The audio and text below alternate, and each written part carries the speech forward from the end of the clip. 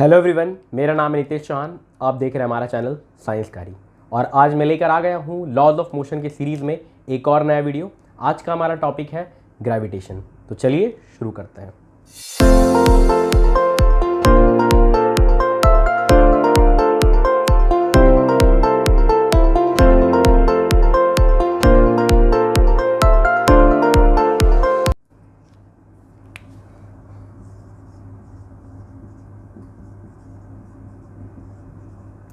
सबसे पहले बात करेंगे ग्रेविटेशन होता क्या है। तो देखिए इसका definition, it is a force of attraction acting between any two body in the universe। तो ग्रेविटेशन है क्या? सबसे पहला तो ये एक फोर्स ऑफ अट्रैक्शन है ना। जैसे कि हमारे पास बहुत तरह का फोर्स हो सकता है, मैग्नेटिक फोर्स, इलेक्ट्रोस्टैटिक फोर्स, और यहां पर एक है ग्रेविटेशनल फोर्स। अगर हम इन सब में डिफरेंस करना चाहें तो सबसे बड़ा पॉइंट हमको यहीं पे दिख रहा है कि ग्रेविटेशनल जो होता है वो हमेशा अट्रैक्टिव नेचर का होता है, जबकि मैग्नेटिक और electrostatic it may be repulsive. ये अट्रैक्टिव और रिपल्सिव दोनों चलेगा, लेकिन ये सिर्फ और सिर्फ अट्रैक्टिव होता है। और ये यूनिवर्स में रहने वाला कोई भी दो बॉडी के बीच में लगता है, एनी टू बॉडी। इसीलिए इस फोर्स को हम यूनिवर्सल फोर्स भी कहते हैं। यूनिवर्सल वर्ड का मतलब है कि ऐसा चीज जो हर जगह पे एप्लीकेबल है, ऐसा कहीं नहीं है जहां पे ये नहीं लगने वाला है। ठीक है, इसीलिए हम ग्रेविटेशन को यूनिवर्सल फोर्स भी कहते हैं। तो ये हो गया हमारा ग्रेविटेशन का डेफिनेशन, बहुत ही सिंपल सा डेफिनेशन है। अब जब हम जान गए कि ग्रेविटेशन एक फोर्स ऑफ अट्रैक्शन है और ये दुनिया के हर दो बॉडी में लग सकता है, जैसे कि ये लग सकता है सन और मून के बीच में, मून और अर्थ के बीच में, ह्यूमंस के बीच में, ह्यूमंस और अर्थ के बीच में, इवन ये दोनों पेन के बीच में, सभी के बीच में लग सकता है। तो तुरंत दिमाग में एक सवाल आता है कि अगर ये फोर्स लग रहा है तो हमको हर जगह ये फील होता नहीं है। जैसे कि हम बोल रहे हैं कि कोई भी दो बॉडी चलेगा तो ये दोनों पेन भी चलेगा, और अगर इन दोनों पेन के बीच में ये फोर्स ऑफ अट्रैक्शन लग रहा है तो हमको फील कहाँ हो रहा है, हमको कहाँ पता चल रहा है कि हाँ इनके बीच में कोई फोर्स ऑफ अट्रैक्शन है, ये हमको पता नहीं चल रहा है। तो ये क्या चक्कर है, इसको थोड़ा सा हमको समझना पड़ेगा। इसके लिए हमको चाहिए इस फोर्स ऑफ अट्रैक्शन का मैग्नीट्यूड, इसका वैल्यू क्या है ना। तो जब हम वो वैल्यू देखेंगे तब हम डिसाइड कर पाएंगे कि कहाँ पर ये फोर्स पता चलता है और कहाँ पर ये नेग्लिजिबल हो जाता है। तो इसके लिए हमारे पास एक लॉ है जिसको हम कहते हैं न्यूटन्स लॉ ऑफ ग्रेविटेशन।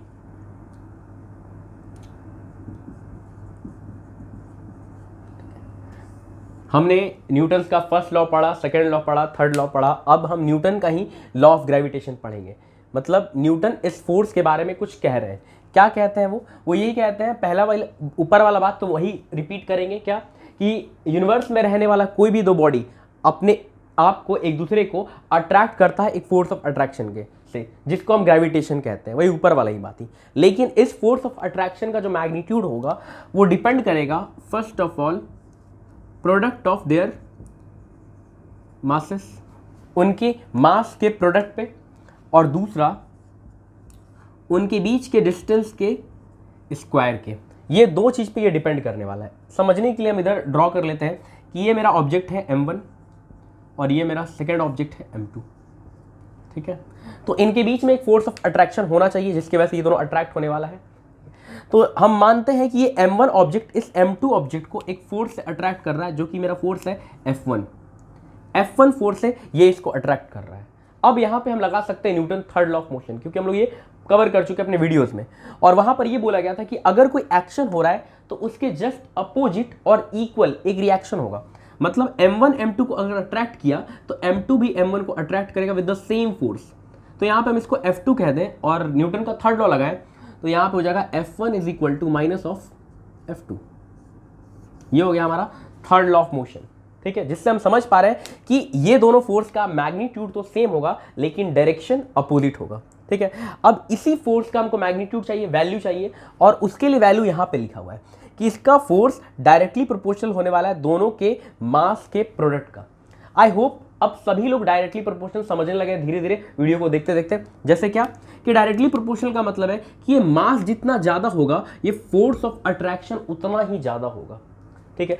अब हम वो वाला आंसर दे सकते हैं कि जब ऑब्जेक्ट बहुत हैवी होता है, हेवनली बॉडी होता है, जैसे कि सन होता है, अर्थ होता है, मून होता है, तो उस समय मास बहुत ज़्यादा हो जाता है, और ज़्यादा मास होने के कारण फोर्स ऑफ अट्रैक्शन ज़्यादा होता है और हम उसको रिकॉग्नाइज कर पाते हैं। जैसे हमको पता है कि अर्थ और मून के बीच में अच्छा खासा फोर्स ऑफ अट्रैक्शन है, ठीक है। लेकिन अगर मास काफ़ी छोटा हो जाए, जैसे ये पेन का मास क्या है, कुछ नहीं है, अर्थ के सामने थोड़ा बहुत मास है जो हमको पता चल रहा है, लेकिन अर्थ के सामने, मून के सामने इसका मास नेग्लिजिबल है। तो अगर मास एकदम कम होगा तो फोर्स ऑफ अट्रैक्शन भी कम होगा। तो यहाँ पे फोर्स लग तो जरूर रहा है, लेकिन ये फोर्स ऑफ अट्रैक्शन बहुत ही कम है, जो यहाँ अर्थ के सरफेस पे पता नहीं चल रहा है। अगर इसको पता करना है तो हमको जाना पड़ेगा स्पेस में, जहाँ पे ग्रेविटी नहीं होगा। स्पेस में हम जाएंगे तो मे बी वो फोर्स इस दोनों को अट्रैक्ट कर ले, चिपका दे, ठीक है, क्योंकि वहाँ पे कोई एक्सटर्नल इन्फ्लुएंस नहीं है, यहाँ पे अर्थ का इन्फ्लुएंस है, जिसके कारण ये फोर्स यहाँ पे नेग्लिजिबल हो जा रहा है। तो बहुत छोटा सा बात है जो हमको ध्यान देना है कि मास अगर ज़्यादा तो फोर्स ज़्यादा।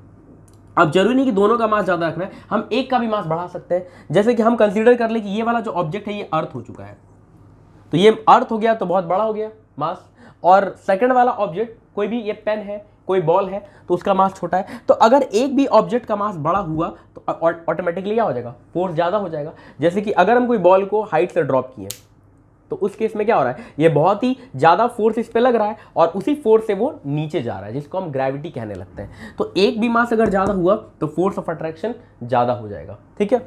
उम्मीद कर रहे हैं अब ये वाला लाइन बहुत अच्छे से सबको समझ में आ रहा है। इसको हम इक्वेशन नंबर 1 कंसिडर कर लेते हैं। सेकंड में बोल रहा है कि इनके बीच का जो दूरी है, डिस्टेंस है, ठीक है। तो दूरी कैसे लेंगे, डिस्टेंस कैसे लेंगे, तो वो हम लेंगे सेंटर से। ये बात बहुत ध्यान देने वाला बात है कि दोनों ऑब्जेक्ट के सेंटर से डिस्टेंस लिया जाएगा। तो दोनों ऑब्जेक्ट के सेंटर से डिस्टेंस लिए, वो हो गया आर, और यहाँ बोला जा रहा है कि आर के स्क्वायर के इनवर्सली प्रोपोर्शनल है। इसको हम इनवर्स स्क्वायर लॉ भी कहते हैं। ये वाला सेकंड वाले इक्वेशन को हम इनवर्स स्क्वायर लॉ भी कहते हैं, मतलब लॉ ऑफ ग्रेविटेशन या फिर gravitational force inverse square law पे बेस्ड है। ये वाला देखिए। अब इसको क्या समझे, तो अगर मेरा आर ज़्यादा होगा तो मेरा एफ क्या होगा, कम, इनवर्सली प्रोपोर्शनल, उल्टा। जितना ज़्यादा आर को बढ़ाएंगे एफ उतना ही कम होते जाएगा। और ये बहुत ही सिंपल सी बात है, जैसे कि मैग्नेट के केस में भी हम लोग समझे हैं, बचपन में मैग्नेट से खेलते होंगे तो हम देखते होंगे जब मैग्नेट बहुत करीब होता होगा तो तुरंत चिपक जाता होगा बहुत जल्दी, लेकिन मैग्नेट दूर जा रहा है तो जल्दी चिपक नहीं रहा है, या फोर्स एकदम कम हो गया। तो डिस्टेंस बढ़ रहा है तो फोर्स क्या हो रहा है, घट रहा है। ध्यान देने वाला बात यह है कि यहाँ पे स्क्वायर है, मतलब अगर डिस्टेंस को हम डबल कर दें, जैसे अभी कुछ दूरी है इसको हम डबल कर दें, 1 मीटर से 2 मीटर कर दें, तो मेरा फोर्स जो है वो 1/4 टाइम हो जाएगा, 2 का स्क्वायर 4। सिमिलरली अगर हम डिस्टेंस को 3 टाइम्स कर दें तो फोर्स मेरा 1/9 टाइम्स हो जाएगा। उल्टा तो होगा, 3 का उल्टा 1/3, लेकिन स्क्वायर तो स्क्वायर हो जाएगा 9, तो 1/9, ठीक है। तो ये दोनों क्लियर हो चुका होगा। ये हमारा न्यूटन्स लॉ ऑफ ग्रेविटेशन से आया है, ये दोनों रिलेशन। अब हम दोनों को कंबाइन कर लेते हैं, तो लिखता है ऑन कंबाइनिंग 1 and 2 क्या मिलेगा हमको, तो दोनों जगह फोर्स है, तो force is proportional to m1 m2 by r square. और सभी को पता है कि अगर प्रोपोर्शनैलिटी का साइन हट के इक्वल टू लाते हैं तो क्या होता है, तो एक कांस्टेंट आता है, और वहाँ यहाँ जो कांस्टेंट है ये है हमारा कैपिटल जी, और कैपिटल जी का नाम है क्या, यूनिवर्सल। कैपिटल जी का नाम है universal gravitational constant, universal gravitational constant. फिर से रिपीट किया जाए कि यूनिवर्सल नाम क्यों है, ऊपर ही समझाए थे कि ये हमारा ग्रेविटेशनल फोर्स यूनिवर्सली काम कर रहा है, हर जगह लगता है। तो उसी तरह से ये जो कैपिटल जी का वैल्यू है ये हर जगह सेम रहने वाला है, यूनिवर्सली कांस्टेंट रहने वाला है, इसीलिए इसका नाम क्या है, यूनिवर्सल ग्रेविटेशनल कांस्टेंट। इसका वैल्यू फिक्स रहेगा।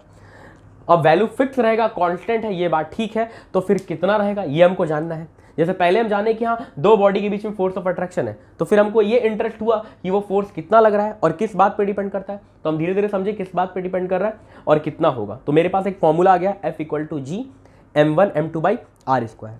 अब हम लोग इंटरेस्टेड हैं इस कैपिटल जी के वैल्यू में, जो कि कांस्टेंट है, रहेगा हर जगह सेम रहेगा, यूनिवर्सली सेम रहेगा। तो अब उसका वैल्यू जानना है, ठीक है। और साथ ही साथ हम इसको डिफाइन भी करना चाहते हैं कि कैपिटल जी का डेफिनेशन क्या होगा। तो आगे हम लोग उसको देखते हैं, तब तक आप इसका एक स्क्रीनशॉट ले लीजिए।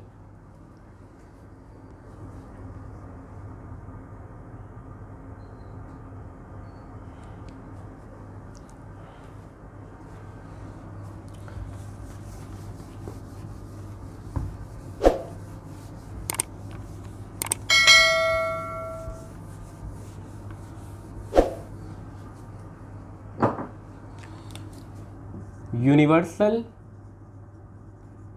Gravitational constant capital G. तो मेरे पास जो फॉर्मूला आया वो ये आया, F equal to G m1 m2 by r square. सबसे पहले हम इसको जी को डिफाइन करना चाहते हैं, क्या है इसका डेफिनेशन।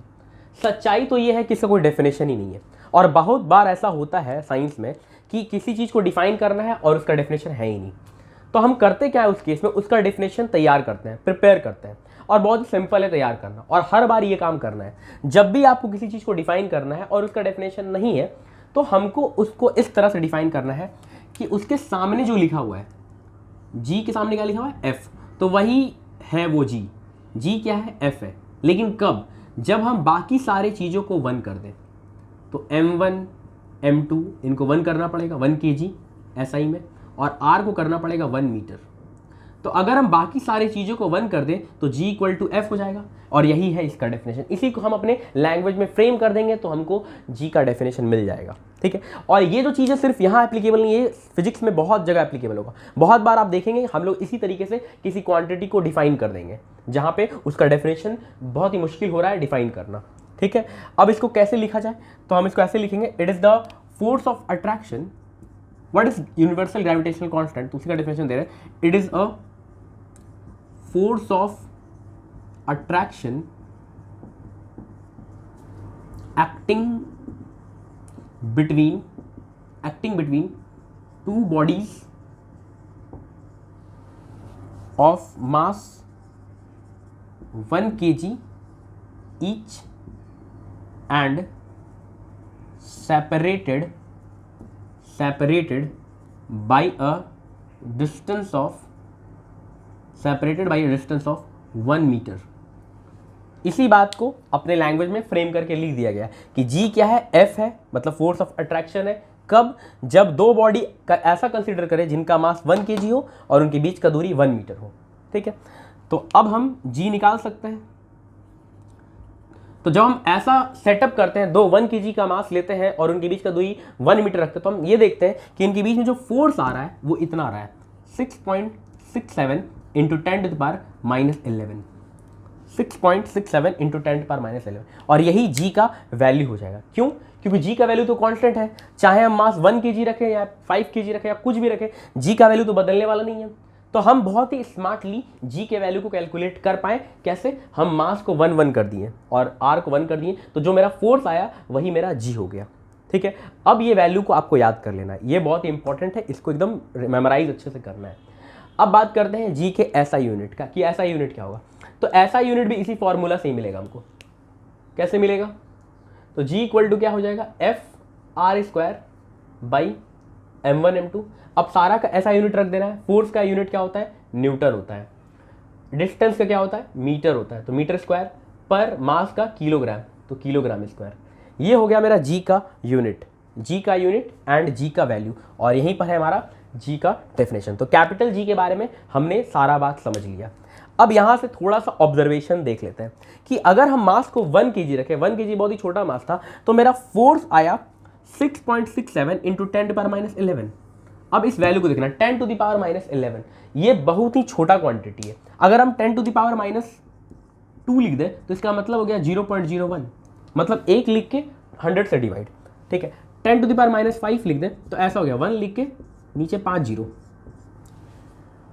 इससे डिवाइड। तो जैसे जैसे यहाँ माइनस में क्वांटिटी बढ़ रहा है, मतलब वो क्वांटिटी धीरे धीरे छोटा हो रहा है, क्योंकि उतना जीरो से उसको डिवाइड करना है। तो यहाँ तो -11 है, मतलब ये जो वैल्यू आया ये जो वैल्यू आया बहुत ही छोटा आया। और इसी बात को तो हम डिस्कस कर रहे थे थोड़ा देर पहले कि जो ऑब्जेक्ट बहुत ही छोटा होता है, जिसका मास बहुत कम होता है, उनके बीच में लगने वाला फोर्स क्या होता है, काफ़ी कम होता है। इसीलिए वो फोर्स हमको पता ही नहीं चलता है, वो नेग्लिजिबल हो जाता है। तो यहाँ पे हम देख पा रहे हैं, इसका हमको प्रूफ मिल गया कि अगर बॉडी बहुत छोटा है तो उनके बीच में लगने वाला फोर्स क्या होगा, काफ़ी कम होगा। लेकिन अगर बॉडी बहुत बड़ा, हेवनली बॉडी है, अर्थ है, मार्स, सन है, मून है या और कोई प्लैनेट है, तो ये फोर्स आ जाएगा, सिग्निफिकेंट आ जाएगा और उस समय वो फोर्स हमको पता चलने लगेगा। ठीक है, तो यहाँ तक क्लियर हो गया है। अब हम लोग मूव करेंगे आगे।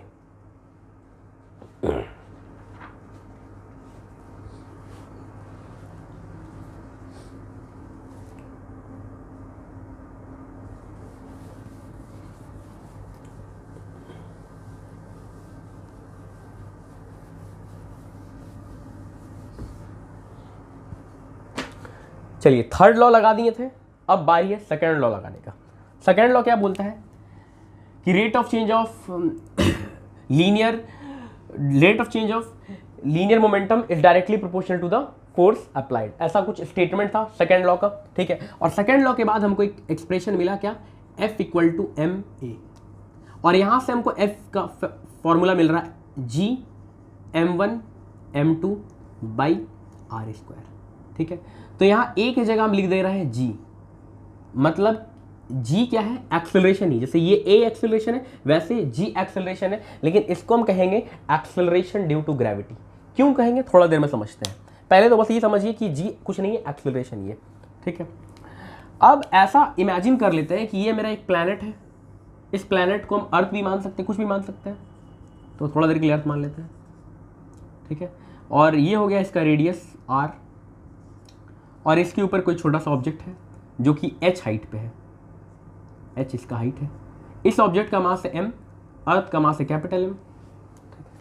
अब यहाँ पर हम ये फॉर्मूला लगाना चाह रहे हैं, तो कैसे लगाएंगे, तो m1 मतलब इस पूरे प्लैनेट का मास, अर्थ है तो अर्थ का मास, और m2 इस छोटे से ऑब्जेक्ट का मास, r मतलब होता है डिस्टेंस बिटवीन देम, मतलब सेंटर से दूरी। तो सेंटर से दूरी अगर हम लेंगे तो r प्लस h लेना पड़ेगा, क्या, r प्लस h लेना पड़ेगा, और r प्लस h का स्क्वायर हो जाएगा। ये यहाँ से आता है r और फिर ऊपर h, और इधर m इंटू जी, मतलब इसका मास और एक्सेलरेशन। m से m कैंसिल हो गया, g इक्वल टू क्या आ गया, जी m by r plus h का स्क्वायर। ठीक है, ये मेरे पास स्मॉल g का फॉर्मूला आ गया। अब दो जी बन चुका है, एक तो कैपिटल जी और दूसरा स्मॉल जी, तो दोनों में कन्फ्यूजन होना स्टार्ट हो जाएगा, तो उसी को हम लोग अभी यहाँ पे स्टडी कर रहे हैं। ठीक है, तो स्मॉल जी क्या चीज़ है, तो ये एक एक्सप्रेशन हमको दे रहा है, और ये रिलेशन आ रहा है क्या, capital G m by r plus h का होल स्क्वायर। अगर हम इसको अर्थ मान रहे हैं, इस पूरे ऑब्जेक्ट को अर्थ मान रहे हैं, तो अर्थ का रेडियस काफ़ी ज़्यादा होता है। कितना होता है, ये r का वैल्यू लगभग अप्रॉक्सीमेटली होता है 6400 किलोमीटर, 6400 किलोमीटर, एग्जैक्ट नहीं है, लगभग में है। ठीक है, और ये हाइट तो बहुत कम होगा। अगर कोई ऑब्जेक्ट को हम मान लो कि इस हाइट तक, जैसे मैंने इस हाइट तक ले गए, तो कितना, 2 मीटर, 3 मीटर, 4 मीटर। ठीक है, तो 1 किलोमीटर भी नहीं लेके जा रहे हैं, मीटर्स में लेके जा रहे हैं। तो अगर हम 100 मीटर भी ले गए, तो 100 मीटर का 6400 किलोमीटर सामने क्या वैल्यू है, कुछ भी वैल्यू नहीं है। तो हम ये बोल सकते हैं कि r बहुत ही बड़ा है h के सामने। ठीक है, तो अगर ऐसा है तो r प्लस h ये लगभग r के ही इक्वल हो जाएगा। ये जस्ट उसी तरह का बात है जैसे कि जब आप बचपन में या फिर अभी दुकान पे कभी आप सामान लेने जाते हैं, जैसे चावल लेने जाते हैं, बोलते हैं 1 केजी चावल दीजिए, 2 केजी चावल दीजिए, तो जब दुकानदार उसको तौलता है तो थोड़ा 2-4 दाना एक्स्ट्रा डाल देता है या उसके हाथ से गिर जाता है, तो क्या उसको वापस निकालता है कि नहीं, हमको एकदम एक्यूरेटली 1 केजी ही देना है? नहीं, वो जान रहा है कि अगर 1 केजी में 2-4 दाना एक्स्ट्रा चला गया तो कोई बात नहीं है, क्योंकि 2-4 दाना is negligible in terms of whole amount. उसी तरह से ये जो छोटा सा h है ये r के सामने नेग्लिजिबल है, तो यहाँ पे क्या कर सकते हैं, r प्लस h को r बोल सकते हैं। तो अगली बार हम इसको ऐसे लिख सकते हैं क्या, g equal to G m by r square, G m by r square. ठीक है, और अगर हम ऐसा लिखें तो यहाँ से हमको अपने स्मॉल g का एक और फॉर्मूला मिल गया। ठीक है, आप ये वाला फॉर्मूला पे ज़्यादा फोकस करेंगे, एक्चुअली दोनों एक ही चीज़ है, इसमें हम नेगलेक्ट नहीं किए, इसमें हम नेगलेक्ट कर दिए। ठीक है, तो ये जो मेरा g है स्मॉल g, इसको हम कहते हैं, इसको कहते हैं acceleration, acceleration due to gravity. और ये आया कहाँ से? तो ये आया सेकेंड लॉ लगाने से। वहाँ पे हम थर्ड लॉ लगाए थे, अभी हम सेकेंड लॉ लगा रहे हैं। तो इसको समझने से पहले हम ग्रेविटी वर्ड को समझते हैं कि ग्रेविटी क्या है। बहुत ही फैमिलियर वर्ड है ग्रेविटी, बहुत लोग यूज करते रहते हैं, इस पर एक मूवी बन चुका है, ठीक है। तो ग्रेविटी का मतलब है फोर्स ऑफ अट्रैक्शन ही, ये ग्रेविटेशनल फोर्स ही है। लेकिन इस केस में जो मेरा एक ऑब्जेक्ट है वो बन चुका है अर्थ। जैसे कि हम बात कर रहे थे ग्रेविटेशन में कि कोई भी दो ऑब्जेक्ट हो सकता है, लेकिन अगर उसमें से एक ऑब्जेक्ट अर्थ हो जाए तो उस केस में हम फोर्स ऑफ अट्रैक्शन को ग्रेविटी कहने लगते हैं। तो ग्रेविटी कुछ नहीं है, it is the force of attraction by which earth attracts any body. Earth किसी भी बॉडी को जिस फोर्स ऑफ अट्रैक्शन से अट्रैक्ट करता है, उस फोर्स ऑफ अट्रैक्शन को क्या बोलते हैं? ग्रेविटी कहते हैं। क्लियर है? अब जैसे कि ये अर्थ है और ये दूसरा ऑब्जेक्ट है, तो अर्थ क्या करेगा? इस पे फोर्स लगाएगा, लगाना ही है, यूनिवर्सल लॉ ऑफ ग्रेविटेशन है, लगाया। अब थर्ड लॉ देखो तो ये इस पे भी फोर्स लगा देगा, ठीक है। लेकिन हम जानते हैं कि ये छोटा वाला ऑब्जेक्ट ही अर्थ की तरफ गिरेगा, अर्थ ऑब्जेक्ट की तरफ नहीं जाएगा। क्यों? तो उसके पीछे क्या रीजन है, यहां से देखिए, F इक्वल टू एम में दोनों पे फोर्स तो सेम लग रहा है, F हो गया कांस्टेंट, और अगर कांस्टेंट हो गया तो M और A वेरिएबल है, तो A इक्वल टू क्या लिख सकते हैं? F बाई एम, और F कांस्टेंट हो चुका है, दोनों पे सेम फोर्स है। जो फोर्स इधर है जितना फोर्स इधर है उतना ही फोर्स इधर है, F कांस्टेंट है, तो A is inversely proportional to M, मतलब जिसका M ज्यादा उसका A कम। तो अर्थ का M काफी ज्यादा, बहुत ही ज्यादा, जिसकी वजह से अर्थ का A क्या होगा? बहुत ही कम होगा। तो अर्थ के अंदर जो एक्सेलरेशन होगा नेग्लिजिबल होगा, पता ही नहीं चलेगा, क्योंकि मास बहुत ज्यादा है। लेकिन इस ऑब्जेक्ट का मास बहुत ही कम है, तो मास कम है तो एक्सेलरेशन ज्यादा होगा, तो इसमें वो एक्सेलरेशन फील होगा और ये तुरंत अर्थ की तरफ गिरेगा, तो उनको पता चलेगा, ठीक है। तो फोर्स दोनों साइड से लग रहा है, लेकिन पता किस में चल रहा है? जिसका मास छोटा है, क्योंकि वहां पे एक्सेलरेशन ज्यादा है, ठीक है। तो अब ये कितना एक्सेलरेशन इसको फील हो रहा है, कितना एक्सेलरेशन इसको मिल रहा है, वो हमको कैलकुलेट करना, और उसके लिए मेरे पास फॉर्मूला रेडी है, ठीक है। तो ग्रेविटी समझ गए, अर्थ जो ग्रेविटेशनल फोर्स लगा है किसी भी ऑब्जेक्ट पे उसको ग्रेविटी कहते हैं, और उस ग्रेविटी कारण बॉडी में जो एक्सेलरेशन आ जाता है उसको हम कहते हैं acceleration due to gravity. Acceleration क्या था? सभी को याद होगा, it is the rate of change of velocity, जिस रेट से वेलोसिटी चेंज होता है। मतलब इसका स्पीड शुरू में मान लेते हैं टॉप पे है कोई ऑब्जेक्ट, तो स्पीड बहुत ही कम है या जीरो है, धीरे धीरे इसका स्पीड बढ़ेगा, तो किस रेट से स्पीड बढ़ रहा है वो हमको जानना है, वो एक्सेलरेशन हमको जानना है, उसी को हम जी नाम दे दिए हैं। तो जी है मेरा acceleration due to gravity, and now it is the time to calculate its real value. इसका वैल्यू कैलकुलेट करना चाहते हैं तो करिए, कैलकुलेट कैसे करेंगे? सारा कांस्टेंट रखना पड़ेगा, जी, एम और आर सब कुछ रखना पड़ेगा, ठीक है। तो कैपिटल जी का वैल्यू अभी हम लोग निकाले थे क्या? 6.67 इंटू 10⁻11। मास ऑफ अर्थ, अर्थ का मास फिक्स होता है, ठीक है, 6 इंटू 10⁻24 kg, और radius of earth 6400 kilometre, kilometre को मीटर बदल दे 10⁻3 और इसका स्क्वायर कर दे, ठीक है। ये सारा वैल्यू कांस्टेंट है, फिक्स है। तो अगर ये सारा कुछ फिक्स है तो जो जी आएगा वो भी फिक्स आएगा, कांस्टेंट आएगा। तो यहां से जो वैल्यू निकल कर आ रहा है जी का, वो लगभग आता है 9.8। जी का वैल्यू 9.8, बड़ा जी का वैल्यू 6.67 इंटू 10⁻11 और छोटा जी का 9.8। अब यूनिट क्या होगा? तो यूनिट वही होगा जो एक्सेलरेशन का होता है, क्या होता है? मीटर पर सेकेंड स्क्वायर। तो यहाँ लिखेंगे क्या? मीटर पर सेकेंड स्क्वायर। तो स्मॉल जी का वैल्यू आ गया 9.8 मीटर पर सेकेंड स्क्वायर, और इसको हम लोग बहुत बार 10 कंसीडर कर लेते हैं न्यूमेरिकल बनाते वक्त, कि कंसीडर स्मॉल जी एस 10। बहुत बार आपने न्यूमेरिकल में इसको 10 कंसीडर कर लिया होगा। तो ये हो गया हमारा एक्सेलरेशन ड्यू टू ग्रेविटी और ग्रेविटी। अब समझते हैं कि ये जो जी है ये क्या क्या फैक्टर पे डिपेंड कर रहा है, क्या ये वेरिएबल है या कांस्टेंट है। जैसे कैपिटल जी में हम देख रहे थे ये कांस्टेंट है। आपका एक होमवर्क होगा, ये हम नहीं करवाएंगे, आप अपने पेज पे लिखेंगे difference between capital G and small G, क्या क्या डिफरेंस है। जैसे कि हम देख पा रहे हैं कि कैपिटल जी का वैल्यू कुछ और है, स्मॉल जी का वैल्यू कुछ और है, इसका ऐसा यूनिट कुछ और है, इसका कुछ और है।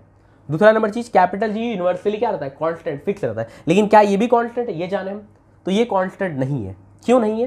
क्योंकि इसका ये है फॉर्मूला, इधर वाला फॉर्मूला ज़्यादा ध्यान देना, ये है, और ये फॉर्मूला बता रहा है कि अगर g बदला, m बदला और ये r प्लस h बदला तो फिर ये स्मॉल g बदल जाएगा। चलो सबसे पहले कैपिटल जी, क्या ये बदलेगा? एकदम नहीं, ये तो बदलेगा ही नहीं। लेकिन क्या ये m फिक्स रहेगा? नहीं। ये तो ये प्लैनेट है अर्थ, लेकिन अगर मून पे चले जाए, मार्स पे चले जाए, तो ये m बदल जाएगा, मास बदल जाएगा। तो मास बदलेगा तो g बदलेगा क्या, और ये r प्लस h मतलब हाइट, या हाइट ही बदलेगा तो भी ये बदलेगा। तो स्मॉल g का वैल्यू जो है एक्सेलरेशन ड्यू टू ग्रेविटी किन किन फैक्टर्स पर डिपेंड कर रहा है। तो फैक्टर नंबर 1, प्लैनेट, किस प्लैनेट पे हैं हम, या फिर किस सैटेलाइट पे, कुछ भी बोल सकते हैं, किस ऑब्जेक्ट पे, किस हेवनली बॉडी पे है, उस पर डिपेंड कर रहा है। जैसे कि अगर हम मून पे चले जाएं तो मून का मास अलग और मून का रेडियस भी अलग। तो मून के लिए जी तो वही रहेगा कैपिटल जी, लेकिन कैपिटल एम और कैपिटल आर का वैल्यू अलग अलग होगा। और जब हम वो वैल्यू को पुट करेंगे तो ये जी 9.8 नहीं आएगा, ये कुछ और आएगा। और आता है क्या, आप याद कीजिए, जी ऑफ मून, ये आता है जी ऑफ अर्थ का 1/6। ये डायरेक्टली हमको याद कर लेना है कि मून का जी, स्मॉल जी मतलब एक्सेलरेशन ड्यू टू ग्रेविटी, वो अर्थ से 1/6 टाइम्स हो जाता है। मतलब 9.8 का आप 6 से डिवाइड कर दीजिए, जो भी आएगा वही होगा। ठीक है, तो ये मून का है। पहला चीज हम देखें कि प्लैनेट बदलेगा तो जी बदलेगा। उसी तरह मार्स का अलग होगा, प्लूटो का अलग होगा, जो भी है वो प्लैनेट के हिसाब से या सैटेलाइट के हिसाब से चेंज हो जाएगा। सेकेंड, एल्टीट्यूड, हाइट के हिसाब से बदलेगा। मतलब अगर ऑब्जेक्ट ऊपर जा रहा है तो भी जी का वैल्यू बदलेगा, क्योंकि ये r प्लस एच बदलेगा। जनरली हम इसको 9.8 ही कंसीडर करते हैं अगर वो 2 मीटर 4 मीटर तक गया है। क्यों? क्योंकि उस केस में हम समझाएं कि h जो है बहुत ही स्मॉल है, छोटा है, तो फिर हम हाइट को कंसीडर नहीं करते कि हाइट बढ़ रहा है, और उसीलिए हम फ्री फॉल का न्यूमेरिकल कर पाते हैं, क्योंकि उस समय हम g का वैल्यू 10 या फिर 9.8 ले लेते हैं। लेकिन अगर सोचो कि h का वैल्यू बहुत ही बड़ा है, जैसे कि है 200 किलोमीटर, 300 किलोमीटर, 500, तो अगर बहुत ही बड़ा है तो r के सामने वो नेग्लिजिबल नहीं है। जैसे कि आप 1 किलो चावल लेने गए और वो आपको 2 मुट्ठी नहीं डाल देगा, 3 मुट्ठी नहीं डाल देगा, क्योंकि 2 मुट्ठी 3 मुट्ठी चावल बहुत ज़्यादा क्वांटिटी में आ गया, तो उतना आपको एक्स्ट्रा वो नहीं देगा, 2-4 दाना दे सकता है। तो वही अगर h का वैल्यू बहुत ज़्यादा हो गया, बहुत हाइट ले लिया है, तो फिर क्या होगा, तो फिर वो नेगलेक्ट नहीं हो सकता। और अगर ये बढ़ रहा है तो ये क्या होगा, घटेगा। मतलब एल्टीट्यूड बढ़ने के साथ g का वैल्यू घटता है। ठीक है। Third, depth. एक तरफ हम हाइट पे गए, ऊपर गए, अब हम नीचे जाना चाहते हैं अर्थ के अंदर, तो अर्थ के अंदर जाएंगे तभी भी जी चेंज होगा। क्यों? क्योंकि उस केस में अगर हम नीचे चले गए तो जो अंदर का पोर्शन है वही उस पर अट्रैक्शन वाला फोर्स लगाएगा, बाहर वाला नहीं। जैसे कि हम इतना अंदर चले गए तो अब इतना सा अर्थ मेरे पे फोर्स लगाएगा या ऑब्जेक्ट पे फोर्स लगाएगा, ये जो बाहर का कवरिंग है जिसके अंदर वो गया वो नहीं लगाएगा। तो इस केस में एम भी बदलेगा और आर भी बदलेगा। और अगर ऐसा होता है तो वापस से डेप्थ बढ़ने से जी क्या होता है, डिक्रीज होता है। तो चाहे हम ऊपर जाए चाहे या नीचे जाए, जी क्या होगा, हमेशा डिक्रीज ही करेगा, घटेगा। ठीक है। चौथा, पोजीशन ऑन अर्थ। अर्थ पे उसका क्या पोजीशन है, पोजीशन ऑन अर्थ। ठीक है। जैसे अर्थ कंप्लीटली स्फेरिकल नहीं है, अर्थ का एक्चुअल शेप क्या है आप देखिए इधर, अर्थ का एक्चुअल शेप, इसको हम बोलते हैं ऑबलेट स्फेरॉइड। ज्योग्राफी में ये टर्म आता है, the actual shape of earth is oblate spheroid. ये लाइन इक्वेटर हो गया और ये हो गया पोल, तो ये दूरी हो गया रेडियस ऑफ इक्वेटर और ये हो गया रेडियस ऑफ पोल। तो ये ज़्यादा है और ये कम है, तो radius of equator is greater than radius of pole. और अगर ये आर ज़्यादा होगा तो जी क्या होगा, कम होगा। तो हम बोल सकते हैं g at equator is less than g at pole. तो ये भी मैटर कर रहा है अर्थ पे कि हम कहाँ पर हैं, हम इक्वेटर पे हैं कि पोल पे हैं। अगर हम पोल पे चले जाएं तो डिस्टेंस कम हो जाएगा सेंटर से, और अगर डिस्टेंस कम हो जाएगा तो मेरा जी का वैल्यू ज़्यादा हो जाएगा। तो ये हो गया फोर्थ। ठीक है। तो इस सारे फैक्टर्स हम ये कंक्लूड कर पा रहे हैं कि स्मॉल जी का वैल्यू कांस्टेंट नहीं है। हालांकि हम उसको कांस्टेंट कंसीडर कर लेते हैं 10 या 9.8, ठीक है, लेकिन हम कांस्टेंट कब कंसीडर करते हैं, जब मेरा हाइट बहुत ज़्यादा नहीं है और हमको हमेशा प्लैनेट अर्थ पे रहना है। ठीक है। हम सारी चीज़ को कांस्टेंट करके, उसके वैल्यू को कांस्टेंट करके न्यूमेरिकल सॉल्व करते हैं। लेकिन अब समझ में आया कि स्मॉल जी का वैल्यू बहुत सारे फैक्टर पर डिपेंड करता है और वो चेंज होता रहता है। ठीक है। तो इस तरह से हम कैपिटल जी और स्मॉल जी में डिफ्रेंशिएट कर सकते हैं और उनके बीच में डिफरेंस लिख सकते हैं। बहुत इंपॉर्टेंट क्वेश्चन होता है ये, तो आप इसको अच्छे से कर लेंगे। ठीक है। आप इसको स्क्रीनशॉट लीजिए, आगे बढ़ेंगे।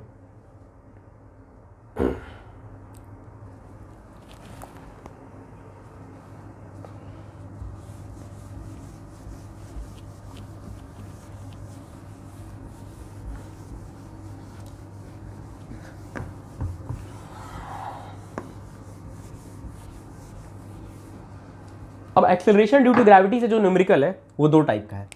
एक है मेरा फ्री फॉल, मतलब कोई ऑब्जेक्ट ऊपर से नीचे गिर रहा है, और एक है हम किसी ऑब्जेक्ट को नीचे से ऊपर थ्रो कर रहे हैं। बस यही दो टाइप का न्यूमेरिकल यहाँ पे आएगा जिसके बारे में हमको समझना है।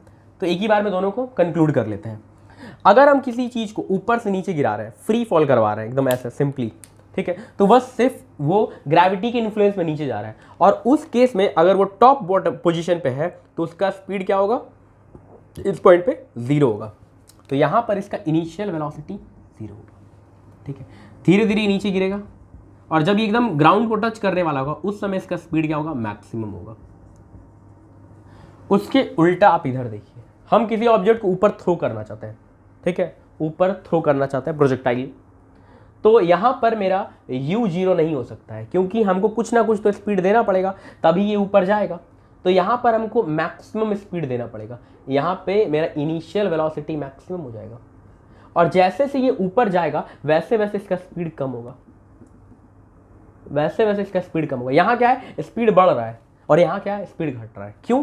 क्योंकि जो ग्रेविटी है वो डाउनवर्ड काम कर रहा है, नीचे की तरफ काम कर रहा है, तो ग्रेविटी इसके अंदर एक एक्सेलरेशन लेके आ रहा है, तो इसका स्पीड बढ़ा रहा है, और यहाँ पर ग्रेविटी इसको डिसेलरेट कर रहा है, मतलब इसका स्पीड को घटा रहा है। तो धीरे धीरे इसका स्पीड घट रहा है, और हाईएस्ट पॉइंट पर जाकर इसका स्पीड हो जाएगा 0।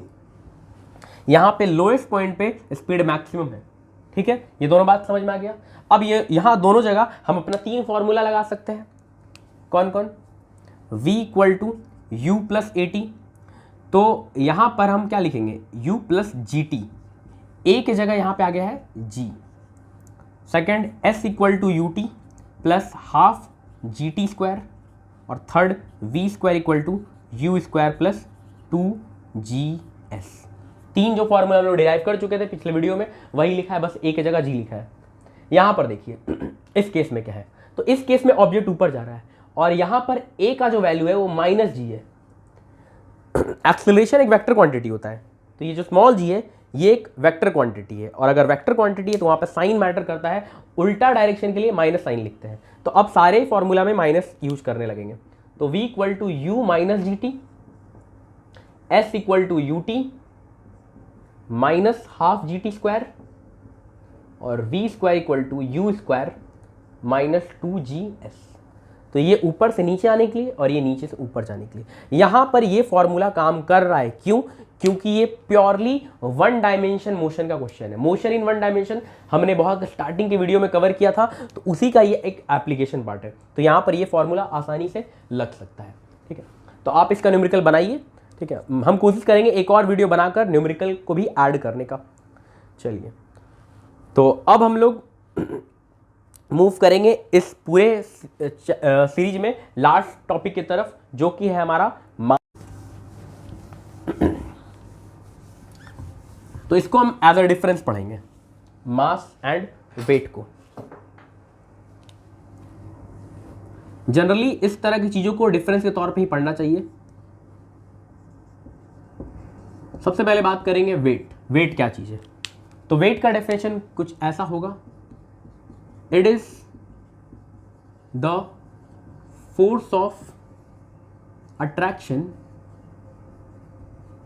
या फिर ग्रेविटी बाय विच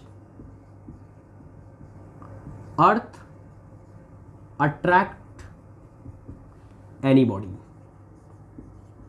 अर्थ किसी भी बॉडी को जिस फोर्स ऑफ अट्रैक्शन से अट्रैक्ट करता है, जो कि मेरा ग्रेविटी होता है, उसी फोर्स ऑफ अट्रैक्शन को हम वेट कहते हैं।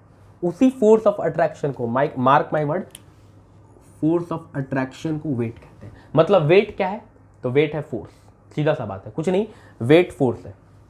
जबकि अगर हम बात करें मास का, तो मास क्या है? It is the amount of matter contained in a body. किसी बॉडी के अंदर कितना मैटर है, कितना उसका अमाउंट है। जैसे कि केमिस्ट्री में बताया गया होगा कि कोई भी दुनिया का कोई भी ऑब्जेक्ट वो कॉन्टिन्यूअस नहीं होता है, वो छोटे छोटे पार्टिकल से मिलके बनता है। तो हर पार्टिकल मिलकर यहाँ पर कुछ क्वांटिटी कंट्रीब्यूट कर रहा है, बहुत सारा पार्टिकल है और ये पार्टिकल मिलकर कुछ क्वांटिटी कंट्रीब्यूट कर रहा है, इस क्वांटिटी को, इस अमाउंट को हम मैटर कहते हैं, सॉरी मास कहते हैं। ये कितना अमाउंट है इसके अंदर, ये पूरा मास है, ठीक है। और ये क्या है, ये है हमारा फोर्स। सेकंड, अब अगर ये फोर्स है तो फोर्स वाला सारा क्वांटिटी यहाँ पे लगा सकते हैं, फोर्स वाला सारा प्रॉपर्टी लगा सकते हैं। जैसे फोर्स के बारे में सबसे पहला चीज ये वेक्टर क्वांटिटी है, तो वेट भी क्या होगा, vector quantity, it is a vector quantity. उसी तरीका से मास क्या हो जाएगा, तो it is a scalar quantity. Mass के बारे में आपने पहले भी पढ़ा होगा। थर्ड, मास का ऐसा यूनिट क्या होता है, किलोग्राम, किलोग्राम, और इसका ऐसा यूनिट न्यूटन, क्योंकि जो फोर्स का होता है, जो फोर्स का ऐसा यूनिट होगा वही होगा इसका, ठीक है। फोर्थ नंबर चीज, फोर्थ नंबर बात करेंगे इसके फॉर्मूला का। तो वेट का फॉर्मूला क्या होगा, तो वेट क्या है, फोर्स है, और फोर्स का फॉर्मूला क्या होता है, मास इनटू एक्सेलरेशन। तो वेट का भी फॉर्मूला मास इनटू एक्सेलरेशन, लेकिन यहाँ एक्सेलरेशन की जगह लिखेंगे एक्सेलरेशन ड्यू टू ग्रेविटी, क्योंकि यहाँ पर कौन सा फोर्स है, ग्रेविटी वाला फोर्स, इसीलिए हम जी लिखेंगे, ठीक है। अब इस फॉर्मूला से हम देख पा रहे हैं कि वेट जो है दो बात पे डिपेंड कर रहा है, मास पे और जी पे, एक्सेलरेशन ड्यू टू ग्रेविटी पे। तो ये दोनों अगर घटेगा तो ये वेट भी घटेगा, डायरेक्टली प्रोपोर्शनल है, अगर ये बढ़ा तो बढ़ेगा। जनरली किसी ऑब्जेक्ट का मास चेंज होता नहीं है, जैसे ये पेन, क्या ये पेन का मास चेंज हो जाएगा, 10 ग्राम से 15 ग्राम हो जाएगा, 5 ग्राम हो जाएगा, नहीं, ये चेंज नहीं होगा। जब तक हम इसको छील नहीं दें या फिर इसको तोड़ नहीं दें, कुछ इसके साथ छेड़छाड़ नहीं करें, तब तक मास क्या रहेगा, कांस्टेंट रहेगा। लेकिन क्या जी भी कांस्टेंट रहेगा, नहीं। अभी थोड़ा देर पहले देखें कि जी अलग अलग फैक्टर पे डिपेंड करता है, प्लैनेट पे, पोजीशन पे, हाइट पे, बहुत सारी चीज़ पे डिपेंड करता है। तो जी बदलेगा तो मेरा वेट भी बदलेगा। तो यहां से हम कंक्लूड कर रहे हैं कि it changes with change in g, acceleration due to gravity. जबकि मास क्या है, तो मास तो कांस्टेंट रहने वाला चीज है, क्योंकि जब तक हम उसके क्वांटिटी को ही बदल ना दे, अमाउंट को बदल ना दे, तब तक मेरा मास क्या रहेगा, कांस्टेंट रहेगा। तो यहाँ पे मान के चलते हैं कि हम नहीं छेड़छाड़ कर रहे हैं, तो क्या होगा, इट रिमेन्स कांस्टेंट, ठीक है। ये कांस्टेंट रहेगा, ये चेंज हो जाएगा। नेक्स्ट, मेजर कैसे करें, तो इसको मेजर करते हैं। It can be measured by physical balance, physical balance, physical balance का शुद्ध हिंदी मतलब है तराजू। तराजू से इसको नाप लेते हैं कितना केजी का चावल है। इसको मेजर करते हैं स्प्रिंग बैलेंस से। It can be measured by spring balance, spring balance, ठीक है। अब पढ़ तो लिए जरूर, लेकिन होता क्या है कि जब हम लोग डेली लाइफ में बात करते हैं तो हम इसको इंटरचेंजेबली यूज करते हैं। मास की जगह वेट बोलते हैं, वेट की जगह मास बोलते हैं। जैसे कोई आदमी अपना मास मेजर कर रहा है 50 kg 60 kg, तो वो उसको वेट बोलने लगता है, क्योंकि बोलते बोलते क्या है कि इन दोनों में हम लोग का जो डिफरेंस है उसको हम नेगलेक्ट करने लगते हैं।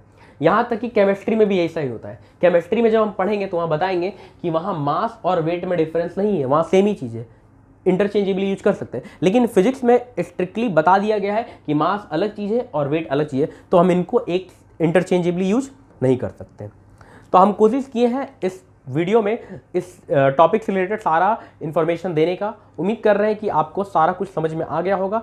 फिर भी नहीं आया तो आप कमेंट सेक्शन में अपना फीडबैक दीजिए, हम उसको और फिर से कवर करने की कोशिश करेंगे। मिलते हैं अगले वीडियो में, तब तक के लिए थैंक यू वेरी मच।